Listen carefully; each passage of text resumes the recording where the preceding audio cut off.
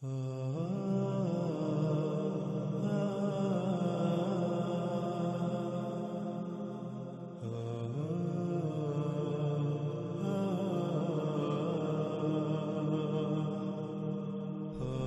ناظرین اس طرف آئیں، مثال کے طور پر آپ دابا سے سوال کیجئے کہ تو کیسے خلق ہوا.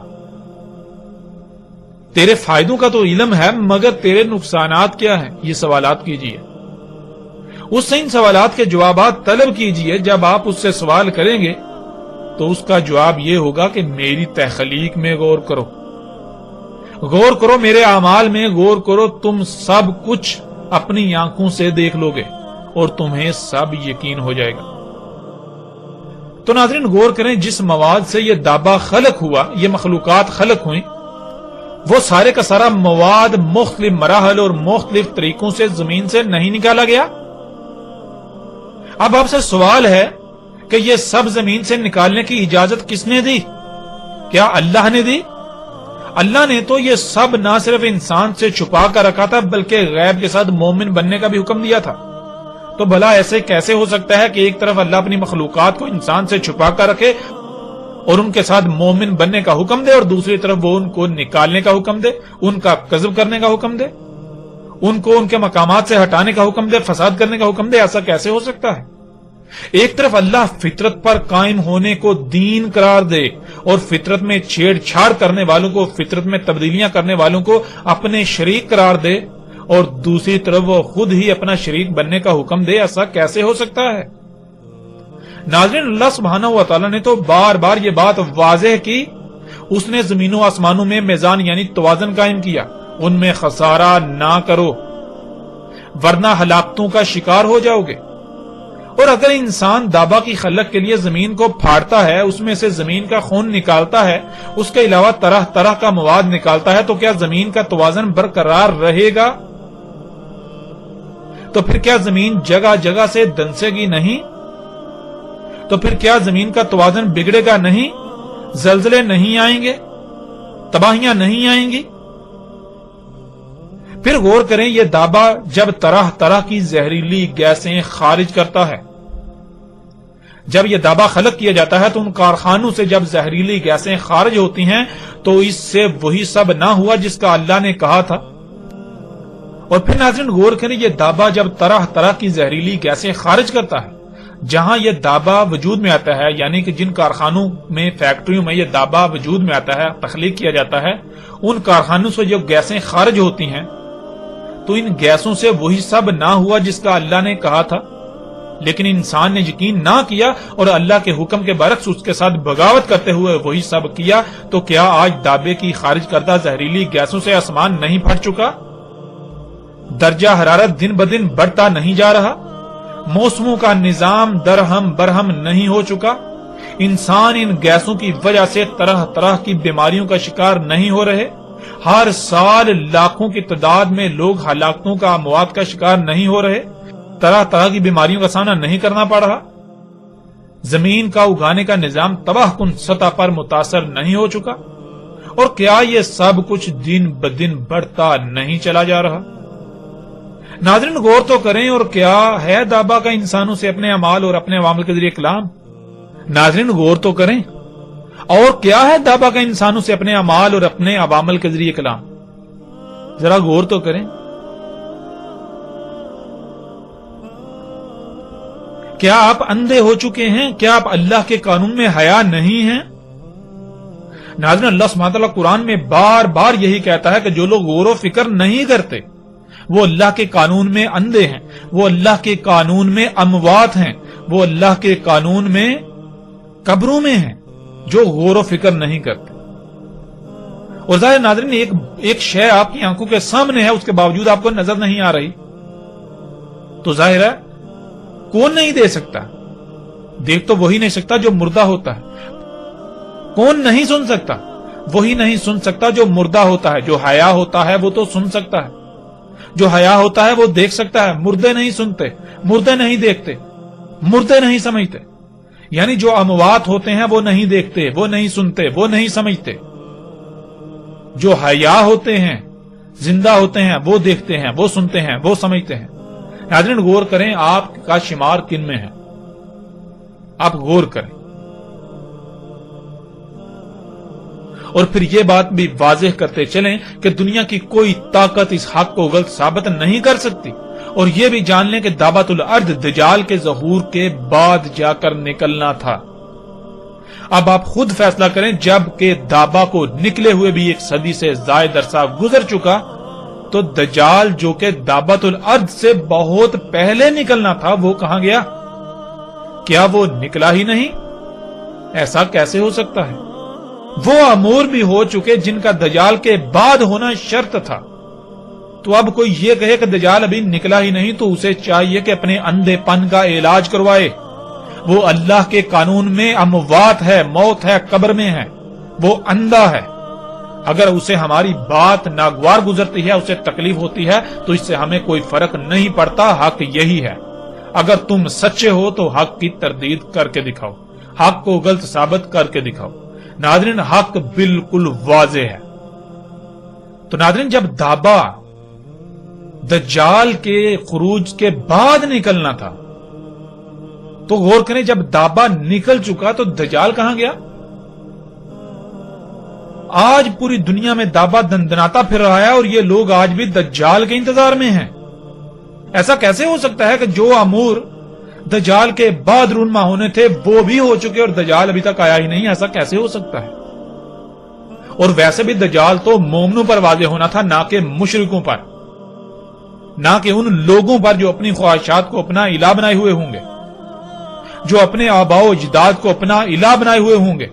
اس لیے حق ہر لحاظ سے کھلنے کے بعد بھی انکار کرنے والوں، ان قریب تمہیں اپنی آنکھوں سے وہ دیکھنا ہوگا، وہ دیکھو گے کہ تمہارے پاس سوائے پچھتاوے کے کچھ نہیں رہے گا. تمہاری آنکھیں پھٹی کی پھٹی رہ جائیں گی. لہذا انتظار کرو، یہ انتظار لمبا نہیں ہے. ان قریب تم اپنی آنکھوں سے دیکھو گے. ان قریب اس وقت تم چیخو گے، چلاؤ گے کہ ہاں ہم مانتے ہیں، ہاں ہم مانتے ہیں. لیکن اس وقت تمہارا ماننا بالکل فرعون کے ماننے کے مثل ہوگا. وہ تمہیں کچھ نفع نہ دے گا. ناظرین، یہاں قادیانیوں کو بھی حق کی طرف دعوت دی جاتی ہے کہ وہ حق کو پہچانے. اور مرزا غلام احمد قادیانی کی حقیقت بھی ان کے سامنے ہے کہ غلام احمد قادیانی نے کسے دعوت الارض کہا. غلام احمد قادیانی نے ایک موقع پر مسلمانوں کے علماء کو دعوت الارض قرار دیا، تو دوسرے موقع پر اس نے جسے دعوت الارض قرار دیا اس حوالے سے اس کے الفاظ جو ہیں وہ ہم آپ کے سامنے رکھتے ہیں. ناظرین، اس وقت سکرین پر آپ کو جو ویب سائٹ نظر آ رہی ہے، یہ ویب سائٹ ان کی ہے جنہیں عام طور پر قادیانی، احمدی یا مرزائی کہا جاتا ہے، لیکن وہ لوگ خود کو جماعت احمدیہ کا نام دیتے ہیں. اور وہ مرزا غلام احمد قادیانی کو مسیح موعود یعنی وہی مسیح قرار دیتے ہیں جس کے بھیجے جانے کا اللہ کی طرف سے وعدہ تھا. جیسا کہ عام طور پر عیسیٰ علیہ السلام کی دوبارہ آمد کا عقیدہ پایا جاتا ہے.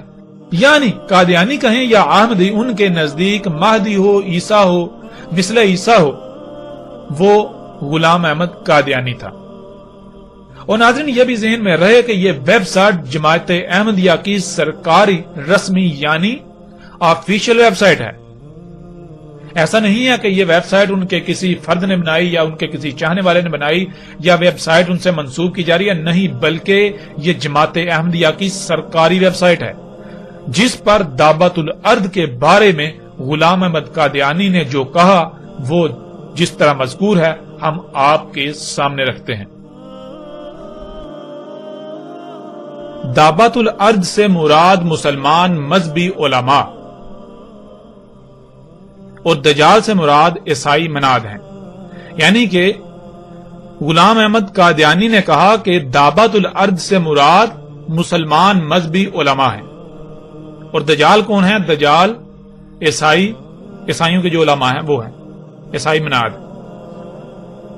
اور جیسے ہی آپ اسی ویب سائٹ پر اس صفحے پر نیچے آئیں تو دیکھیں نیچے دعوت الارض کے بارے میں اسی ویب سائٹ کے اوپر کیا درج ہے.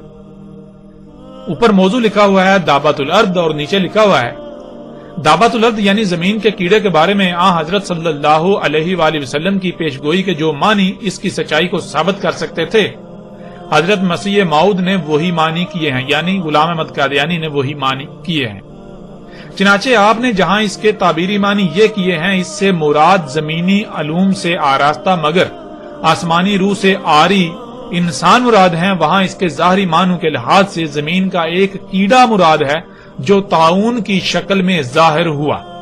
چنانچہ آپ کے پیش فرمودہ دونوں معنوں کی تفصیل ملاحظہ فرماتے ہیں۔ آگے اب ناظرین آپ دیکھ سکتے ہیں کہ مرزا غلام احمد قادیانی کے اپنے الفاظ آ جاتے ہیں۔ مرزا غلام احمد قادیانی لکھتا ہے، دابۃ الارض سے مراد کوئی لا یعقل جانور نہیں بلکہ بقول حضرت علی رضی اللہ تعالی عنہ آدمی کا نام ہی دابۃ الارض ہے۔ نوٹ: آثار القیامہ میں لکھا ہے کہ حضرت علی کرم اللہ وجہہ سے پوچھا گیا کہ لوگ گمان کرتے ہیں کہ دابۃ الارض آپ ہی ہیں، اور آپ نے جواب دیا کہ دابۃ الارض میں سے تو کچھ چار پایوں اور کچھ پرندوں کی بھی مشابہت ہوگی، مجھ میں وہ کہاں ہے؟ اور یہ بھی لکھا ہے کہ دابۃ الارض اسم جنس ہے جس سے ایک طائفہ مراد ہے، منہ، اور اس جگہ لفظ دابۃ الارض سے ایک ایسا طائفہ انسانوں کا مراد ہے جو آسمانی روح اپنے اندر نہیں رکھتے لیکن زمینی علوم و فنون کے ذریعے سے منکرین اسلام کو لاجواب کرتے ہیں اور اپنے علم کلام اور طریقے مناظرہ تائید دین کی راہ میں خرچ کر کے باجان و دل خدمت شریعت غرا بجا لاتے ہیں۔ سو وہ چونکہ در حقیقت زمینی ہیں، آسمانی نہیں، اور آسمانی روح کامل طور پر اپنے اندر نہیں رکھتے، اس لیے دابۃ الارض کہلاتے ہیں، اور چونکہ کامل تزکیہ نہیں رکھتے اور نہ کامل وفاداری، اس لیے چہرہ ان کا انسانوں کا ہے مگر بعض اعضاء ان کے بعض دوسرے حیوانات سے مشابہ ہے۔ ناظرین آپ یہاں تک دیکھ سکتے ہیں کہ یہاں بالکل واضح الفاظ میں غلام احمد قادیانی جو مسلمانوں کے مذہبی علماء ہیں ان کو دابۃ الارض کہہ رہا ہے۔ پھر آگے کیا لکھتا ہے؟ آگے یہ لکھتا ہے، اسی طرف اللہ جل شانہ اشارہ فرماتا ہے، یعنی جب ایسے دن آئیں گے جو کفار پر عذاب نازل ہو اور ان کا وقت مقرر قریب آ جائے گا تو ہم ایک گروہ دابۃ الارض کا زمین سے نکالیں گے، وہ گروہ متکلمین کا ہوگا جو اسلام کی حمایت میں تمام ادیان باطلہ پر حملہ کرے گا، یعنی وہ علماء ظاہر ہوں گے جن کو علم کلام اور فلسفہ میں ید طولی ہوگا، وہ جا بجا اسلام کی حمایت میں کھڑے ہو جائیں گے اور اسلام کی سچائیوں کو استدلالی طور پر مشارق و مغارب میں پھیلائیں گے، اور اس جگہ اخرجنا کا لفظ اس وجہ سے اختیار کیا کہ آخری زمانہ میں ان کا خروج ہوگا نا حدوث یعنی تخمی طور پر یا کم مقدار کے طور پر، تو پہلے ہی سے تھوڑے بہت ہر یک زمانہ میں وہ پائے جائیں گے، لیکن آخری زمانہ میں بکثرت اور نیز اپنے کمال لائق کے ساتھ پیدا ہوں گے اور حمایت اسلام میں جا بجا واعظین کے منصب پر کھڑے ہو جائیں گے اور شمار میں بہت بڑھ جائیں گے۔ اور آگے ناظرین اس کا حوالہ بھی لکھا ہوا ہے، ازالہ اوہام روحانی خزائن جلد نمبر 3 صفحہ 369 اور 370۔ دعوت الارض کے دوسرے معنوں کی تفصیل بیان کرتے ہوئے حضرت مسیح موعود یعنی کہ مرزا غلام احمد قادیانی نے فرمایا، بالآخر میں ایک اور رویا لکھتا ہوں جو طاعون کی نسبت مجھے ہوئی، اور وہ یہ کہ میں نے ایک جانور دیکھا جس کا قد ہاتھی کے قد کے برابر تھا مگر منہ آدمی کے منہ سے ملتا تھا، اور بعض اعضاء دوسرے جانوروں سے مشابہ تھے، اور میں نے دیکھا کہ وہ یوں ہی قدرت کے ہاتھ سے پیدا ہو گیا، اور میں ایک ایسی جگہ پر بیٹھا ہوں جہاں چاروں طرف بن ہیں جن میں بیل، گدے، گھوڑے، کتے، سور، بھیڑیے، اونٹ وغیرہ ایک قسم کے موجود ہیں، اور میرے دل میں ڈالا گیا ہے کہ یہ سب انسان ہے جو بد عملوں سے ان صورتوں میں ہیں، اور پھر میں نے دیکھا کہ وہ ہاتھی کی زحامت کا جانور جو مختلف شکلوں کا مجموعہ ہے جو محض قدرت سے زمین میں پیدا ہو گیا ہے، وہ میرے پاس آ بیٹھا اور کتب کی طرف اس کا منہ ہے، خاموش صورت ہے، آنکھوں میں بہت حیا ہے، اور بار بار چند منٹ کے بعد ان بنوں میں سے کسی بن کی طرف دوڑتا ہے، اور جب بن میں داخل ہوتا ہے تو اس کے داخل ہونے کے ساتھ ہی شور قیامت اٹھتا ہے، اور ان جانوروں کو کھانا شروع کرتا ہے اور ہڈیوں کے چابنے کی آواز آتی ہے۔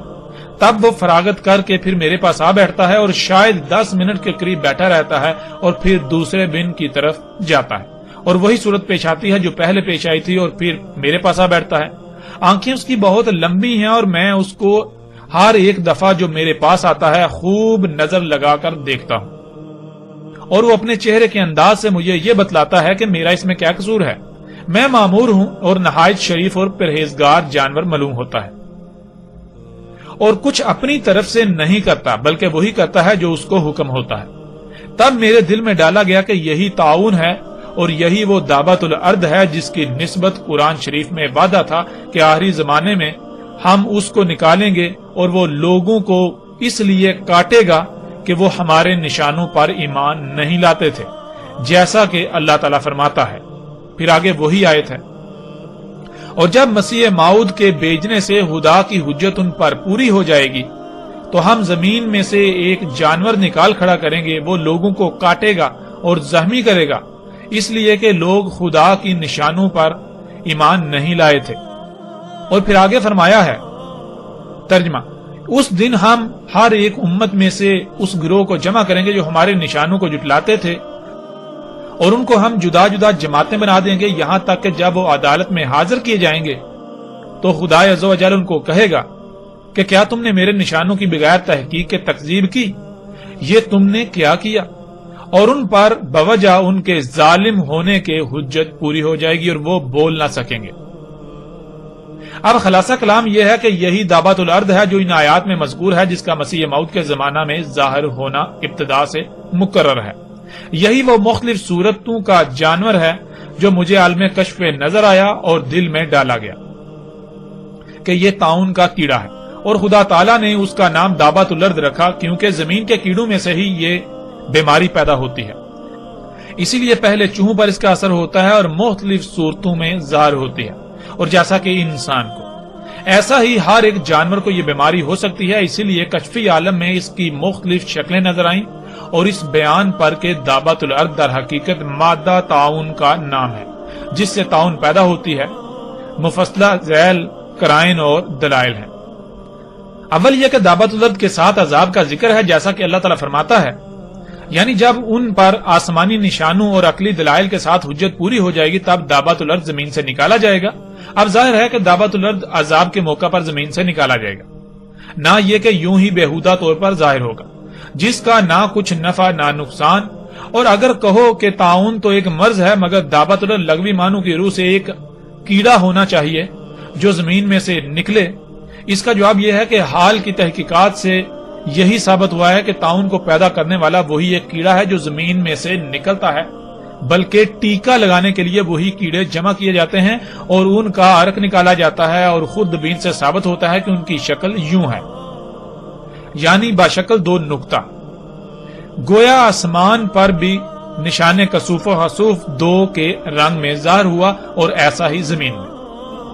آگے نمبر 2، دوسرا کرینہ یہ ہے کہ قرآن شریف کے بعض مقامات بعض کی تفسیر ہیں، اور ہم دیکھتے ہیں کہ قرآن شریف میں جہاں کہیں یہ لفظ مرکب آیا ہے اس سے مراد کیڑا لیا گیا ہے، مثلاً یہ آیت فلما قضینا، یعنی ہم نے سلیمان پر جب موت کا حکم جاری کیا تو جنات کو کسی نے ان کے مرنے کا پتہ نہ دیا مگر گن کے کیڑے نے کہ جو سلیمان کے عصا کو کھاتا تھا۔ اب دیکھو اس جگہ بھی ایک کیڑے کا نام دابۃ الارض رکھا گیا، بس اس سے زیادہ دابۃ الارض کے اصلی معنوں کی دریافت کے لیے اور کیا شہادت ہوگی کہ خود قرآن شریف نے اپنے دوسرے مقام میں دابۃ الارض کے معنی کیڑا کیا ہے، سو قرآن کے برخلاف اس کے معنی کرنا بھی تحریف اور الہاد اور دجل ہے۔ نمبر 3، تیسرا کرینہ یہ ہے کہ آیت میں صریح معلوم ہوتا ہے کہ خدا کے نشانوں کی تکذیب کے وقت میں کوئی امام الوقت موجود ہونا چاہیے، کیونکہ واقع القول علیہم کا فکرہ یہی ہے کہ اتمام حجت کے بعد یہ عذاب ہو، اور یہ تو متفق علیہ عقیدہ ہے کہ خروج دابۃ الارض آخری زمانہ میں ہوگا جبکہ مسیح موعود ظاہر ہوگا تاکہ خدا کی حجت دنیا پر پوری کرے۔ بس ایک مصنف کو یہ بات جلد تر سمجھ آ سکتی ہے کہ جب ایک شخص موجود ہے جو مسیح موعود ہونے کا دعویٰ کرتا ہے اور آسمان اور زمین میں بہت سے نشان اس کے ظاہر ہو چکے ہیں، تو اب بلا شبہ دعوت الارض یہی طاعون ہے جس کا مسیح کے زمانہ میں ظاہر ہونا ضروری تھا۔ اور چونکہ یاجوج ماجوج موجود ہے اور من کل حدب ینسلون کی پیشین گوئی تمام دنیا میں پوری ہو رہی ہے اور دجالی فتنے بھی انتہا تک پہنچ گئے ہیں اور پیش گوئی یترکن الکلاس فلا یسی علیہا بھی بخوبی ظاہر ہو چکی ہے، اور شراب اور زنا اور جھوٹ کی بھی کثرت ہو گئی ہے، اور مسلمانوں میں یہودیت کی فطرت بھی جوش مار رہی ہے، تو صرف ایک بات باقی تھی جو دعوت الارض زمین سے نکلے، سو وہ بھی نکل آیا۔ اس بات پر جگرنا جہالت ہے کہ حدیث سے معلوم ہوتا ہے کہ فلاں جگہ پھٹے گی اور دعوت الارض وہاں سے سر نکالے گا، پھر تمام دنیا میں چکر مارے گا، کیونکہ اکثر پیش گوئیوں پر استعارات کا رنگ غالب ہوتا ہے۔ جب ایک بات کی حقیقت کھل جائے تو ایسے اوہام باطلہ کے ساتھ حقیقت کو چھوڑنا کمال جہالت ہے۔ اسی عادت سے بدبخت یہودی قبول حق سے محروم رہ گئے۔ ناظرین، آپ نے اپنی آنکھوں سے دیکھ لیا اور اپنے کانوں سے سن لیا کہ غلام احمد قادیانی نے دعوت الارض کسے کہا۔ غلام احمد قادیانی نے نہ صرف دعوت الارض مسلمانوں کے مذہبی علماء کو کہا، بلکہ دعوت الارض کہا اس نے کہ ایک کیڑا ہے جس کی وجہ سے طاعون پیدا ہوتا ہے، اور وہ اس نے کہا کہ وہ اس کی زندگی میں ہو چکا، یعنی وہ بھی اس کی زندگی میں نکل چکا۔ اور پھر وہ یہی کہہ رہا ہے کہ جب دعوت الارض نکل چکا تو پھر ظاہر ہے مسیح موعود وہی ہے، یعنی کہ اس کے مسیح موعود ہونے کی یہ نشانی ہے۔ اب ناظرین، غلام احمد قادیانی کا یہ دعویٰ بالکل واضح ہے کہ اس کے الفاظ میں یہ بات بالکل واضح موجود ہے کہ اگر کوئی یہ ثابت کر دے کہ جسے وہ دعوت الارض کہہ رہا ہے وہ دعوت الارض نہیں ہے، تو پھر بلا شک و شبہ غلام احمد قادیانی بھی مسیح موعود نہیں ہو سکتا، وہ مہدی، وہ نبی، وہ رسول نہیں ہو سکتا، وہ پھر اپنے دعوے میں جھوٹا ہے، کذاب ہے۔ اب یہاں قادیانیوں کو حق کی طرف دعوت دی جاتی ہے کہ وہ حق کو پہچانے اور مرزا غلام احمد قادیانی کی حقیقت کو بھی پہچانے۔ مرزا غلام احمد قادیانی نے دعویٰ کہا مسلمانوں کے مذہبی علماء کو، مرزا غلام احمد قادیانی نے دعویٰ کہا طاعون کے کیڑے کو، اور باقاعدہ اس کی شکل بھی بتائی، اور یہاں تک کہا کہ وہ نکل چکا، اور الحمدللہ ثم الحمدللہ دعوت الارض کیا ہے ہم نے آپ پر کھول کھول کر واضح کر دیا۔ اور جیسے ہی ہم آگے بڑھیں گے تو محمد علیہ السلام کے الفاظ کی روشنی میں بھی دعوت الارض کی اس طرح کھل کر وضاحت ہوگی کہ دنیا کی کوئی طاقت اس کا رد نہیں کر سکتی، اسے غلط ثابت نہیں کر سکتی۔ اب قادیانیوں کو ہم چیلنج کرتے ہیں کہ غلام احمد قادیانی اس بنیاد پر، اس نقطے پر بھی بالکل کذاب ثابت ہو چکا، غلام احمد قادیانی جھوٹا ثابت ہو چکا۔ اب اگر قادیانی جو کہ خود کو احمدی کہتے ہیں، اگر وہ سچے ہیں اپنے دعوے میں، اگر وہ حق پر ہیں، تو انہیں ہمارے دعوے کو غلط ثابت کرنا ہوگا۔ ہم نے بالکل واضح کر دیا کہ دعوت الارض کیا ہے، اور ہم نے غلام احمد قادیانی کو بالکل ایک نمبر کا جھوٹا ثابت کر دیا۔ اس کے باوجود اگر قادیانی یہ سمجھتے ہیں، وہ یہ کہتے ہیں کہ نہیں غلام احمد قادیانی سچا تھا، وہ مسیح موعود تھا، وہ کہتے ہیں کہ ہم حق پر ہیں، تو قادیانیوں کو بھی باقی تمام فرقوں گروہوں کے ساتھ ساتھ کھلم کھلا چیلنج ہے۔ ہم نے یہ بالکل واضح دو ٹوک ہر لحاظ سے کھول کھول کر ثابت کر دیا کہ قادیانی احمدی بالکل باطل، بے بنیاد، اور غلام احمد قادیانی جھوٹا کذاب تھا۔ یہ ثابت ہو چکا، اور ہم پھر یہ چیلنج کرتے ہیں قادیانیوں کو کہ وہ اگر اپنے آپ کو حق پر سمجھتے ہیں، غلام احمد قادیانی کو سچا سمجھتے ہیں، تو انہیں ہمیں غلط ثابت کرنا ہوگا اور اپنے رسول کو سچا ثابت کرنا ہوگا، غلام احمد قادیانی کو سچا ثابت کرنا ہوگا۔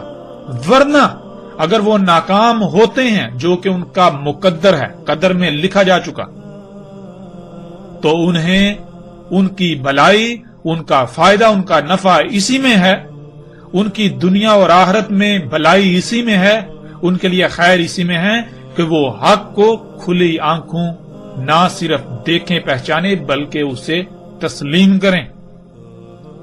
اگر وہ حق کو تسلیم نہیں کرتے تو باقیوں کے ساتھ ساتھ ان قریب ان کا بھی انجام کیا ہونے والا ہے، بالکل سر پر آ چکا، اور وہ اپنی آنکھوں سے دیکھ لیں گے۔ تب ایمان لانا، تب اس دعوت کو تسلیم کرنا کوئی نفع نہ دے گا، تب تسلیم کرنا، تب ماننا بالکل فرعون کی مثل ہوگا جب آنکھیں پھٹی کی پھٹی رہ جائیں گی۔ الحمدللہ ناظرین، اب تک ہم نے قرآن سے نہ صرف دابت الارض کو کھول کھول کر رکھ دیا بلکہ اس کا کلام کرنا کیا ہے اسے بھی کھول کھول کر رکھ دیا، اور احمدیوں کو، قادیانیوں کی ہم نے بنیاد ہی اکھاڑ کر رکھ دی۔ دین قادیان کی، جماعت احمدیہ کی، مرزا غلام احمد قادیانی کی ہم نے بنیادیں ہی اکھاڑ کے رکھ دی، ہم نے ان کی جڑ ہی کاٹ دی، ان کا وجود ہی کالعدم کر دیا، ان کی بنیاد بالکل ختم ہو چکی۔ ناظرین، گزشتہ ایک ساتھ میں ہم قرآن اللہ کے کلام سے یہ بات آپ پر کھول کھول کر واضح کر چکے کہ گزشتہ ہلاک شدہ اقوام بھی نہ صرف یہ ٹیکنالوجی، یہ مشینیں، یہ ایجادات، یہ سب خلق کر چکی تھی جو آج موجودہ انسانوں نے کیا، بلکہ قرآن میں صراحتاً یہ بات بھی موجود ہے کہ موجودہ قوم یعنی زمین پر آباد موجودہ انسان ان قوموں کے 10% کو بھی نہیں پہنچ سکتے، یعنی وہ قومیں ان سب میں 90% بڑھ کر تھیں۔ ناظرین، جب ایسا ہے تو ظاہر ہے ان قوموں میں بھی اس دابا کا یعنی دابت الارض کا نکلنا ناگزیر تھا، یعنی ان میں بھی یہ دابا ضرور نکلنا چاہیے تھا جو کہ نکلا ہوگا۔ تو اس کا جواب بالکل واضح ہے کہ بالکل ان قوموں میں بھی دابت الارض نکلا تھا جس کا ذکر اللہ سبحانہ و تعالیٰ نے قرآن میں صراحت کے ساتھ کر دیا، جیسا کہ آپ سکرین پر آیات کو دیکھ رہے ہیں۔ ناظرین، سکرین پر آپ کو سورہ فصلت آیت 25 اور سورہ الاحقاف کی آیت نمبر 18 نظر آ رہی ہے۔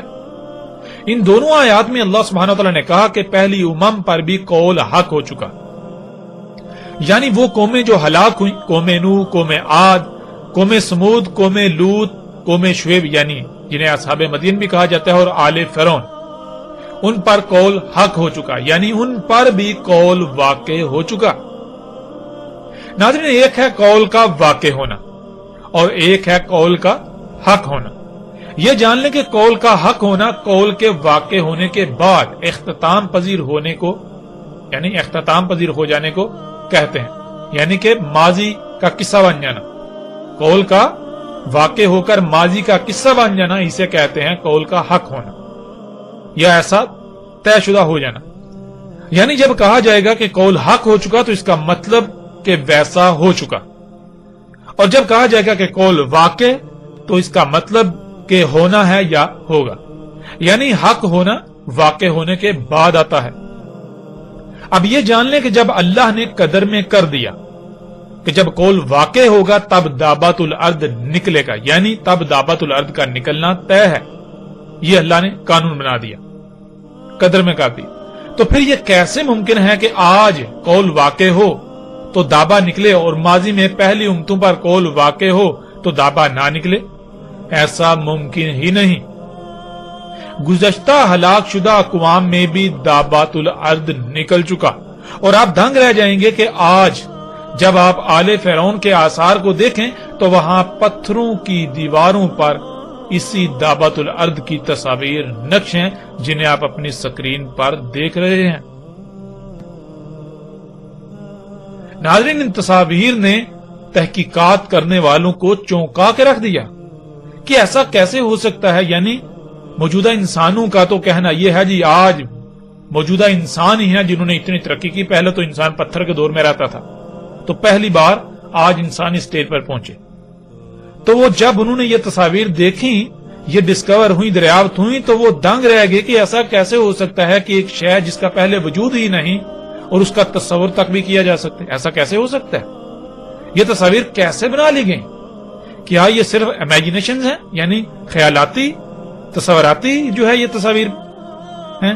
تو ایسا تو ممکن ہی نہیں۔ اب یہ لوگ ایسا تو نہیں کہتے کہ پہلی قومیں ہماری ہی طرح جدید ترقی یافتہ تھیں، یعنی ان ساری چیزوں میں بہت بڑھ کر تھیں، مگر یہ لوگ انکار بھی نہیں کر سکتے۔ گزشتہ اقوام کے آثار اس بات کی کھول کھول کر گواہی دیتے ہیں، وہ چیخ چیخ کر یہ بتاتے ہیں کہ موجودہ انسان آج جس مقام پر کھڑا ہے یہ گزشتہ ہلاک شدہ اقوام کے مقابلے میں کچھ بھی نہیں۔ گزشتہ ہلاک شدہ اقوام بہت بڑھ کر تھیں، اور اللہ سبحانہ و تعالی نے اس کا قرآن میں بار بار ذکر کیا، بار بار ذکر کیا۔ اب ناظرین، ہم آئندہ ایک ساتھ میں دعوت الارض کے موضوع پر بات کریں گے محمد رسول اللہ علیہ السلام کے الفاظ کی روشنی میں کہ محمد رسول اللہ علیہ السلام نے دعوت الارض کے بارے میں کیا رہنمائی کی تھی۔